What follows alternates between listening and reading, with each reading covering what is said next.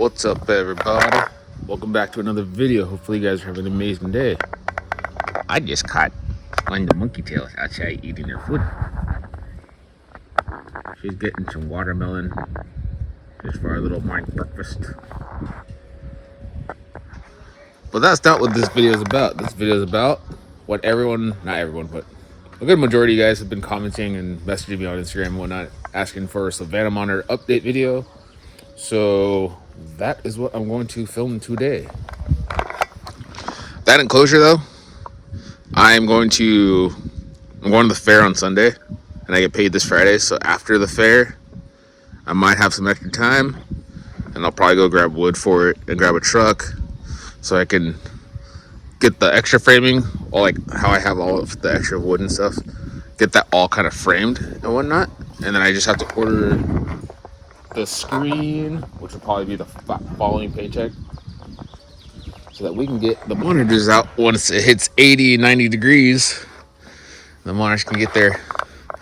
That's that real UVB and that artificial crap.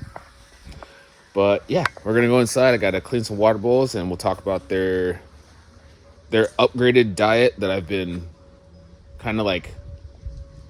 We'll just get into all of that when we get inside. Give me 1 second. So, a little update on the Savannahs. I don't know how little it's gonna be, but so right here we have Blue, who is I think he's going on 3 years old. 3-year-old male. Hey, how you doing? How you doing?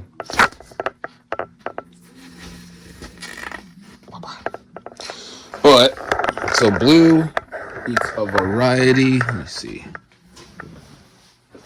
Blue eats a variety of different invertebrates and insects.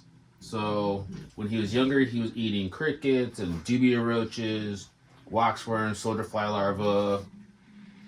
Hornworms occasionally is like a little treat. But as he's gotten older, I've had to move up to like good sized hissing roaches, canned grasshoppers. What else do we use? Dubia roaches. I had kind of messed with some shrimp before, like the frozen thawed shrimp you get from Walmart. It's like the 1620 or something like that. What do you do? But I then found a better. What are you doing? Found a better freshwater invertebrate supplement, I guess you could say. So instead of freshwater shrimp, we're using freshwater prawns. So they're about yay big, and they're really nutritional for them. They have the head, they have the organs, the guts, the exoskeleton, the meat, everything. So that's another good one I've put in. Don't jump, please. We also use millipedes. That's one of their staples out in the wild, but we don't have access to the amount of millipedes they would be eating. So I use smoky ghosts, I use pinkfoot millipedes, raising to breed the West African giant millipedes. I need to grab some Eastern giant millipedes. But honestly, all inverts, all insects, no rodents, no quail, nothing that's a vertebrate. It's all invertebrates, basically. But he's pretty big for a pretty healthy. Oh, that went through my hand. Oh, and speaking on stuff going through my hand. No, I don't clip his nails, nor will I ever clip his nails. Godzilla, same thing. Never clip their nails, never will I ever. They have rock pavers. They have wood so they can climb over. They have natural rock in here, and then when they get their outdoor enclosures, they'll have the same thing. Big rocks, big branches, stuff that help them naturally file those nails down. Where they're not going to overgrow, they're not going to curve or anything like that. And the reason I don't trim them is because, well, why would you trim something that comes with the animal? I've seen people put wax, the nail covers on monitors, don't do that. Don't. If you have to modify your monitor so you can handle it and keep it, you shouldn't have it. Straight and simple. You should not have that monitor, nor should you have an animal. If you can't deal with them having teeth or having claws or having, like a skunk, if they have a spray and you have to degland them, or you have a venomous snake and you have to defang it or devenomize it or whatever the hell it is, you shouldn't have that animal at all. You shouldn't even be near animals to begin with. But that's my little rant. But Blue is still on the smaller side. It may or may not have to do with his living conditions from the previous owner, because he had him in a glass enclosure outside in the summer heat. But I mean, he's catching up to Godzilla, kind of. And then in a second after it fills his water bowl up, we'll check out Godzilla, give a little bit more informational facts. Let's see. Blue, what are you doing?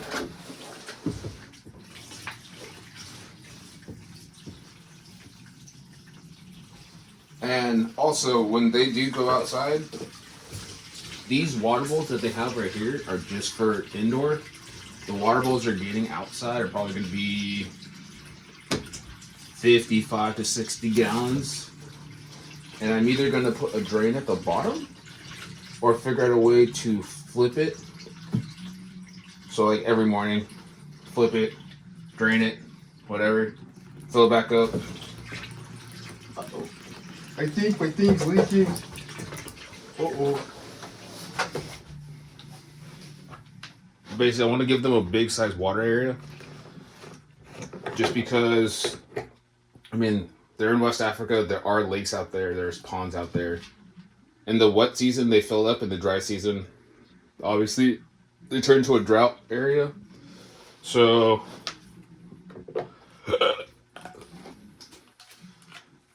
damn, what was I talking about? Basically, I'm going to give them a big water feature. A place they can soak.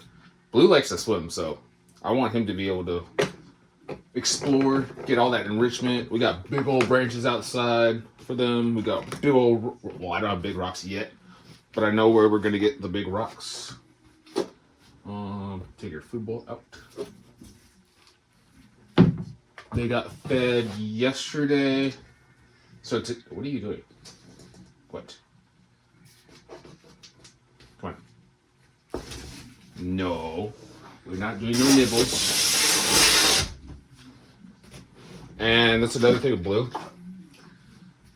He's smart, but he also will, he'll give it a little test nibble to see if it's food. And I literally will watch his mouth.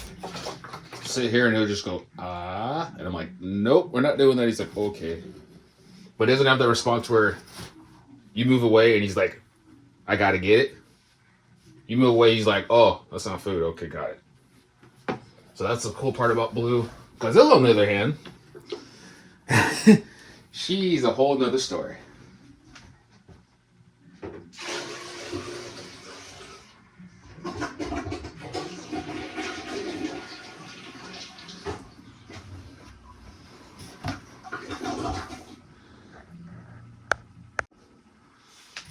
So now that we're talking about Godzilla, I do remember another food source I did give them at one time last year.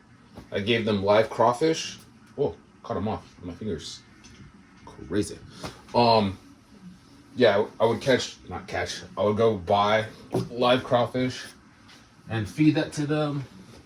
Gives them enrichment of, like, if they were to look at a little pond area and see like a crayfish at the edge, you know they will definitely go in that water and try to grab it. That's good calcium, good protein, good minerals, good vitamins, good enrichment just to chase something down. But it's not chasing down a mouse, which a lot of people, I don't know why, they think, Savannah Monitors, they eat mice. Well, the funny part is, black throats and white throats in the wild don't eat mice, but they'll eat other monitors. They'll eat fish, they'll eat shrimp. Little scavenge. Look how big this squirrel is. Hey, baby. Hey, baby. Can I show you people? Can I show the people to you? How about that? She's not a big fan of me. But I mean, look at how big this squirrel is. Hey, I know. Look at your boyfriend.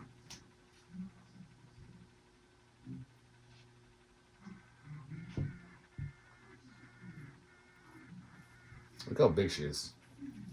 It's a 4-year-old Savannah Monitor. And look how fast she is. Most Savannah Monitors at 4 years old, they're just fed nothing but rodents. Ain't nowhere near as fast as she is. But she eats what?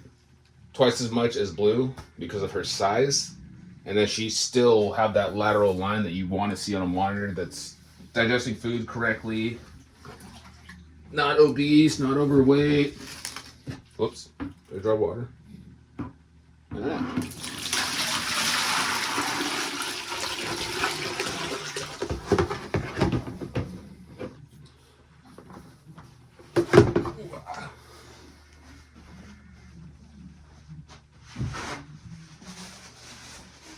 And then another tip for anyone that's looking to get a Savannah monitor, I'm still not recommending them do it, but a lot of people really want to get Savannahs. If you do want to get a Savannah monitor, please know you are going. This size enclosure is too small. These 8x2s, too small. That's why these are going to be winter enclosures. The outdoor enclosures are going to be spring and summer enclosures, aka they're permanent enclosures for the most part. These are temporary. Once I get moved upstairs, because my grandma's going to be having to move in the house, these are going to go into the living room. I'm going to try to figure out some way to get 8x3x3 for this one and for this one. And then that'll be their separate winter enclosures. The outdoor enclosure area space is that each enclosure is 10 foot long, 5 foot wide, 8 foot tall. And I mean, they need all the room they can get because they're monitors. They monitor their area. They're going to climb trees. They're going to be on the ground. They're going to dig through burrows. They're going to the water. They're doing everything. So just know if you're getting a little Savannah monitors, like $29.99 or $34.99, they need enclosures. They need huge enclosures. We have a UVB and heat power sun bulb. It's 100 watt or 160 watt. It is 160. 160 on this side, 160 on this side. And then a 150 watt basking bulb and a 150 watt basking bulb. Those are going to go down in the summer because these are like winter bulbs. So more heat in the winter just because our temperature drops aren't as warm as Africa's. So I'm trying to keep them, they'll still be a little dormant in the winter and fall. Fall and winter. They'll have a little dormancy where they won't want to eat. They'll kind of just hunker down for the most part. But in spring and summer, they're actively eating regularly. They're pursuing food. If they see one little beetle on the other side of the enclosure, they're pursuing that one little beetle. They love to eat, which is good, but also a downfall of them. Because people are like, oh, they need to eat all the time, so I'm going to overfeed my animal. And they go, oh, I could just buy a frozen pack of medium rats, and then they just feed them that. They don't realize they don't eat rats, and it's easier for the person to get them, but it's not easier for the animal to digest. So always do your research. Make sure whatever you're getting into animal-wise, you have the ability to take care of it respectfully, not trim his nails or his teeth, or basically manipulate it in a way to where it's better for you. It should be better for the animal in the long run. Actually, it should be better for the animal always. Look at your dog. Hey, baby. But yeah, that's just my little segment update on my Savannahs. When we do move them as well, we're going to swap the substrate. I'm not a huge fan of cypress mulch, nor will I ever use cypress mulch again for my monitors, because I need something that retains moisture a lot better, and this is pretty dry. What else can I say about you guys? Their basking spot hot side is what, 105, and their cool side is a 91. Their 5% humidity, that should be higher. The humidity right now should be like 60%, 70%. This is 50, but 96 degrees. But I do need to spray the enclosure. But that's the other reason I need to swap the substrate, is I need something that holds moisture better. Because West Africa has a high humidity. A lot of people don't realize that. Their humidity is 50, 60%. In the wet season, oh no, in the dry season, 50, 60. Wet season is like 70, 80%. But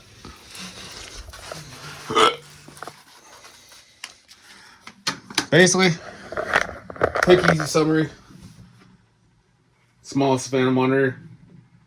You're not paying for the monitor, you're paying for its food, its enclosure, its lighting, the size enclosure you're going to need, the size water bowl you're going to need, all the different invertebrates and insects you're going to need to buy. You cannot buy quail, you cannot buy rodents. They are not in their digestive tracts, nor should they ever be in their digestive tracts. And if you work with the animal, you can have some pretty cool babies. So I hope this helped you guys a little bit. I'm going to go back to relaxing because just got to relax this week, today. I work again tomorrow. But I will see you guys later. Don't forget to subscribe, smash that like button, hit the bell notification, comment something down below, share this with all your friends, and I will see y'all later. Peace.